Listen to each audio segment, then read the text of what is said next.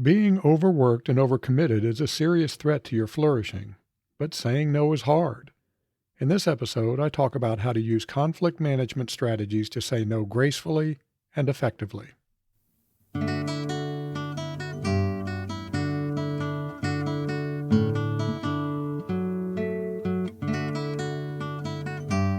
Welcome to Live Well and Flourish, where I help you understand what it means to live a flourishing life.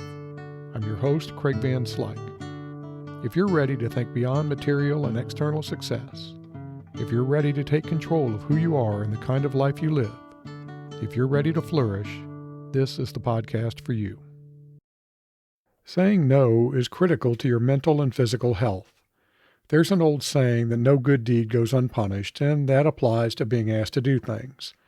The more often you deliver, the more likely you are to be asked to do something in the future. Being competent and reliable is a blessing and a curse. Being overworked and overloaded is bad for your mental health and your physical health, and it's also bad for your effectiveness. When you have too much to do, you're not only subject to stress and burnout, you're also less effective not only due to being overworked, but due to the coordination and task-switching costs associated with juggling numerous obligations. But as we all know, saying no can be kind of hard. There are a number of reasons for this. I think we can put them into two broad groups: relationship effects and reputation effects. Many of us have an inherent fear of saying no because of our beliefs about how saying no will affect our relationships and reputations. Before getting into the underlying reasons for the fear of saying no, I want to make a critical point. It does no good for you to be overworked, overcommitted, and stressed. So saying no is often the best course of action for your relationships and your reputation. Never saying no leads to overwork, burnout, and excessive stress, all of which are ultimately bad for your relationships and your reputation and your flourishing. Okay, let's move on to why saying no is so hard. First, we often think that saying no will damage our relationships. Many of us have a desire to please others, in part out of a desire to do what's right, and in part out of a desire to be liked and accepted. When you say no, there's this little voice that says, the other person isn't going to like and accept you quite as much when you say no. Saying no also carries a risk of failing to please the other person, which runs counter to the desire to please that many of us feel so acutely. My guess is that you're a generous person. So when you say no, there's a bit of guilt that comes from feeling like you're putting your needs above those of others. Being unclear about personal boundaries can also lead to a fear of saying no. Many of our relationships carry pretty unclear boundaries, which makes it hard to know when to say no and when to say yes. You can think of personal boundaries as guidelines that tell you how to interact with other people and how to respond when someone steps outside of those boundaries. If you don't know where those boundaries are, it's hard to figure out when to say yes and when to say no. Finally, as I'll discuss in some detail later, we say yes out of a fear of conflict. Saying yes is the low-friction response in the short run. It avoids conflict. Unfortunately, though, saying yes too often carries serious long-term consequences. That covers relationship reasons. Now let's talk about reputations. It's likely that you want to be known as someone who's helpful. So when you say no, there's this fear that you're damaging this aspect of your reputation. This is particularly true when you feel like you have an obligation towards that other person, such as when they've done something for you in the past. We're also socially and culturally conditioned to say yes, so we have a perception that saying no will put us outside of social and cultural norms, which can damage your reputation. You may also equate saying yes with being kind. Assuming that you want to be seen as a kind person, and most of us do, it's pretty easy to be afraid that saying no will damage your reputation of being a good, kind person. A lot of us want to cultivate an image of being capable, available, and productive. In a twisted way, saying no sometimes carries a fear that you'll be seen as not being able to handle demands effectively, which damages your carefully cultivated image. And then sometimes we're reluctant to say no out of a fear of missing out. When you miss out on opportunities too many times, your reputation may suffer. I'm going to throw out one more huge reason why you sometimes say yes when you should say no. You really care about the task. You believe in whatever you're being asked to do. Wait, you're not going to help? Don't you want to cure cancer, save puppies and kitties, cure world hunger, whatever? It can feel pretty bad when you say no to these kind of requests. This reason doesn't fit neatly into the relationship or reputation basket, but it's a big reason we sometimes say yes when we really shouldn't. I'll talk more about this in just a minute. Before I do that, I'd like to ask a small favor of you. Please share this episode or the podcast with someone. The easiest way to do that is to send them to livewellandflourish.com. So there's an important characteristic that kind of underlies all of these reasons. All of these reasons are based on our perceptions rather than some objective reality. It's pretty natural for your brain to go into risk mode when you get a request. You kind of do a sort of cost-benefit analysis of the ask. What are the costs and benefits of your potential responses? Due to negativity bias, there's a tendency to overemphasize the risks of saying no. We also have a tendency to overweight immediate effects over future effects. It's pretty easy to imagine the immediate disappointed or angry look when you say no. It's a lot harder to imagine all of the possible future costs of saying yes. So the bottom line here is that the deck is stacked pretty heavily against saying no. Because of this, when deciding whether to say yes or no, it's important to pause and think through the possible consequences in a rational, calm, objective way. Yeah, I know this isn't always easy, but for the big requests, it's worthwhile. We've covered why we avoid saying no. Now let's talk about how to say no artfully. How to say no in a way that conveys respect and goodwill and minimizes relationship and reputation costs. Saying no artfully depends on two main elements: knowing when to say no and knowing how to say no. Being able to do both of these requires discernment and grace. Discernment is just the ability to make wise, informed decisions about, in this case, when to say no, and grace is taking an attitude of courteous goodwill when you are saying no. Let's talk about each of these in a little bit more detail. Understanding when to say no requires understanding three things: knowing your priorities about tasks and goals, and knowing your priorities about relationships. First, though, you need to understand and accept that you don't have an endless capacity to take on new tasks. There is a limit. And if you're like me, you push up against that limit more or less constantly. So taking on a new task means neglecting some other aspects of your life. When considering a request, then, you need to figure out what you're willing to neglect in favor of the new task. What are you going to give up? What are you going to not do?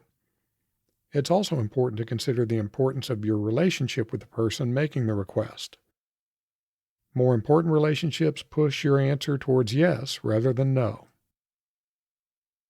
Now let's talk about how you can use the importance of task and relationships to decide when to say no rationally. We often say yes because we care about the person making the request or the project to which the request is tied. You say yes because you're willing to neglect some other aspect of your life, some other task or relationship, in order to take on the new task. Thinking this way, we can turn to conflict management to understand when to say no. Saying no is a form of conflict.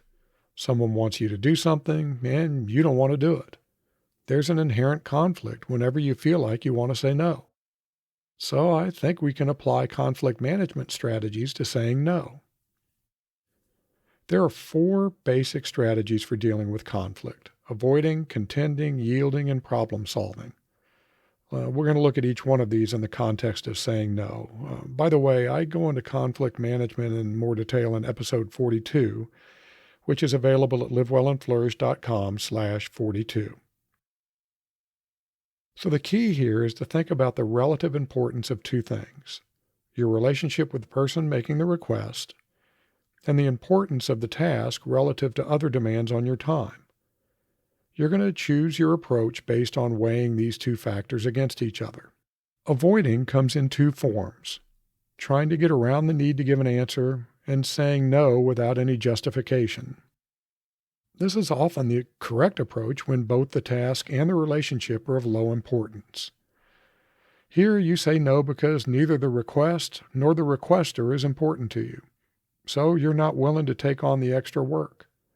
You're not even willing to put a lot of explanation into why you're saying no. You might want to put the person off, avoid answering their calls or texts or emails, and just kind of kick the can down the road, so to speak. When you go so far as to not respond, I'm not so sure this is a great approach. I think it's okay for like blind emails and that sort of thing, but for requests where you have a relationship with a person, ghosting is a bad idea. Nobody likes to be ghosted. My advice is to just say no without much explanation by saying something like, "Yeah, thanks for thinking about me, but I really can't help." Sure, this may upset the other party, but you're willing to take that risk. Contending is digging your heels in and saying no regardless of the consequences. You do this when the relationship isn't all that important and other demands on your time are. Consider this approach when protecting other tasks is more important than maintaining a good relationship. It's kind of the hard no. The other person may be upset with you, but you're willing to pay that price. The relationship just isn't that important. Keep in mind, though, that you don't need to be a jerk about it. Be firm but respectful by saying something like, "Thanks for thinking about me, but I'll have to respectfully decline." And I know this is pretty similar to the avoiding approach. Yielding is giving in.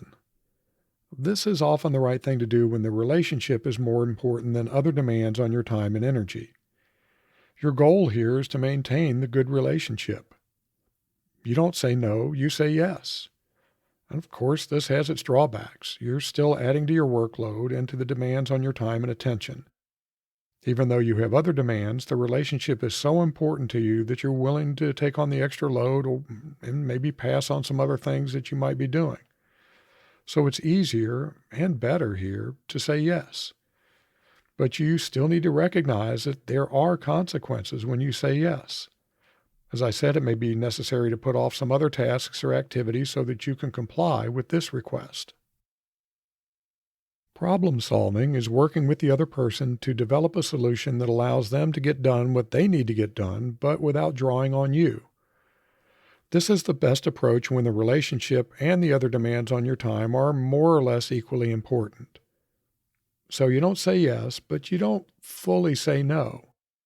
Instead, you reply with something like, "Due to other commitments, I can't give this the attention it deserves. Maybe we can talk about some other people who might help or some other ways you can get this done." Big warning here. Problem solving will cost you some time and effort, but because the relationship is important to you, you're willing to put in that time and effort.